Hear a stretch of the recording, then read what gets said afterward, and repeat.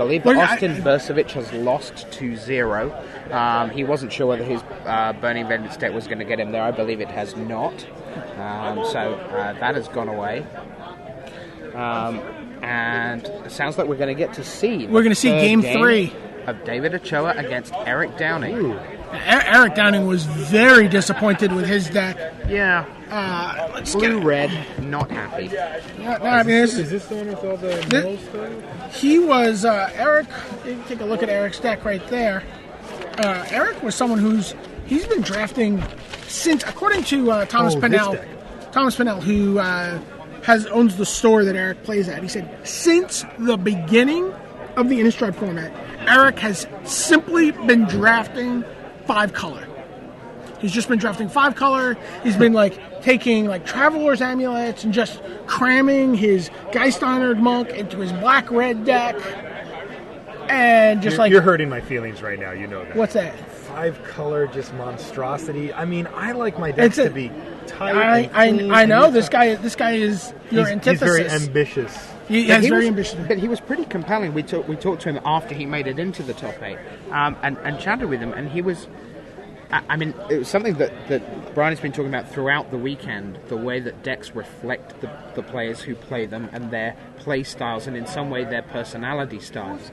And Martin used to just ask who's winning the Grand Prix because he's surprised it isn't him. We're into Game 3. We'll come back to that maybe later on, that talking point. But Downing against Ochoa is underway, and we have a Delver of Secrets from Eric Downing playing blue-red up against Ochoa. And there was a point in Pack 1 I was watching him draft, and he just kind of shrugged his shoulders and took a blood-crazed neonate. That's what you do when you take a blood-crazed neonate. He's like, you just shrug your shoulders. Put it in my pile. Speak of the devil. Or speak of the vampire, as it were. Walking Corpse for David Ochoa. Remember when he said he was going to play 1 white card? Right. So, he's flashing for Feeling in Red. Yeah. So, this card is just coming up all over the place. Blood Crazed Neonate trades with the Walking Corpse. That's a good trade. You don't want to let that thing get out of hand. Ashmouth Hound from Downing. And it looks like an amulet. Yeah, it looks like a Traveler's Amulet down below the bar. Yeah, and he was just basically talking about being very, very patient. You draw your Geist-Honored Monk and you can't cast it for 7 turns, but that's okay because you win on the 9th turn. What is this? So that's... Oh, it's a Thraben Sentry. Sure. Number of... I guess you would have needed 2 black for that to be the Bloodline Keeper. Yeah, that's what You're I was pretty looking happy at. when he taps out and Sentry into Militia is the plan. Well... Okay, he does reveal, and it's... Into the Maw of Hell. Yeah. Uh-oh. This is not looking great here for David. I mean, David has some really powerful cards in his deck, but Into the Maw of Hell could really... he's going to just take the trades all day. And the Traveler's Amulet sitting there, ready to go go find more fuel for getting to 6. Yep. Thursday Cultist, it looks like. So David does have another double face card in his hand. Could be the one we all fear when we play limited. Sure. It was really funny. I was walking in. It looks like it's not. No, it's not. It's still fixed. Well, that's not bad. Yeah, walking into the to the hall, a bunch of guys were talking. 4 or 5 guys were talking. And they're like, "Oh, and then how'd you lose?" And he's like, "Yeah, then I lost. He played that card. It's a vampire. He makes other vampires, and then in unison every other person." And there was Bloodline Keeper. Yeah, that's pretty funny. Not one card, huh? Yeah. Collingwood's had 2 of those in sealed yesterday. He did. Made it into day 2. Barely. Yeah, it was at 7-2, wasn't it? Yeah.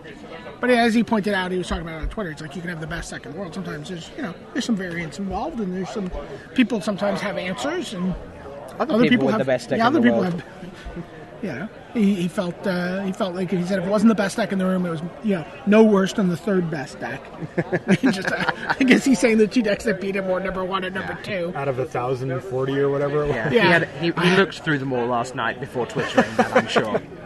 Fact checking. Yep. So Insectile Aberration stays home. Yeah, which is kind of a good thing here. Planes. So the planes came down. Did he fetch that? Yeah, he fetched it with the Traveler's Amulet. That is a Markov Patrician. A life gain, maybe. Maybe. Yeah, I mean, it might just trade for a cultist if Eric just says, fair enough. He might just want to kill the bat, though, so he can start getting in again with the aberration. It's always tempting to wait till you have a cheaper card to sack. Is that a happy Raphael That Levy? was a happy. That was a happy, very metal Raphael Levy, just rocking out after his win. Feels pretty good about that one. That was a fun game to watch. He really, really wants a trophy. Okay, and Into the Maw of Hell takes out a swamp and a checklist card. Pretty devastating blow there. Yeah. That's his back. Now, Ochoa's at 13, though, so he does have a little bit of time here to reconstruct his board. Not a lot, though. I mean, he needs 2 black, like all his best cards. He's got 5 turns as the board sits. That's another amulet, so looks like he's okay. He's facing down a Insectal Aberration and an amulet. Yeah. So for 2, we will see a Cloistered Youth. That's a lot of checklist cards. Yeah. He's just in the thin my deck mode. Yeah, I think he has an Ibero Rights in hand as well. Are those 3 planes that we see there? I wonder if he can... 3, yeah. Okay, yeah, so he's actually going to need... He's going to need a few things. But, but he's definitely got some ways to come out. I mean, a Markov Patrician can dig you out of a hole pretty quickly. At least keep the aberration from finishing him off. Stay at par. Yeah. Seems unlikely that he's going to flip the Cloistered Youth here, but it's not really doing much. Downing untaps, draws for the turn.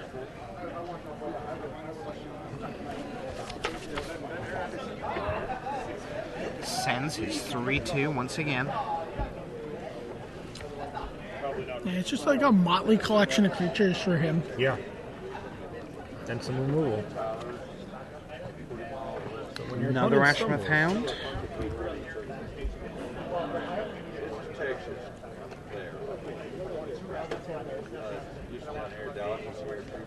Draws again. No land. Ochoa passes. But he can't even trade here with the Cloistered Youth because of the Ashmouth Hound ability. Gotta say, Eric Downing about time to learn some Spanish. That's a silent departure. Barcelona in May could be coming his way. In for 5. It's pretty Ochoa happy. I draws. think that's... Was that a Midnight Haunting? I couldn't see it. That would actually keep him alive, John. He does have one in his deck. I think that's what that was. And there's the handshake. And Eric Downing defeats David Ochoa by 2 games to 1. Well, he still lives. He still lives, yeah. So he makes it to the semi-finals, and he will be seen in Barcelona for the Pro Tour in May. Avacyn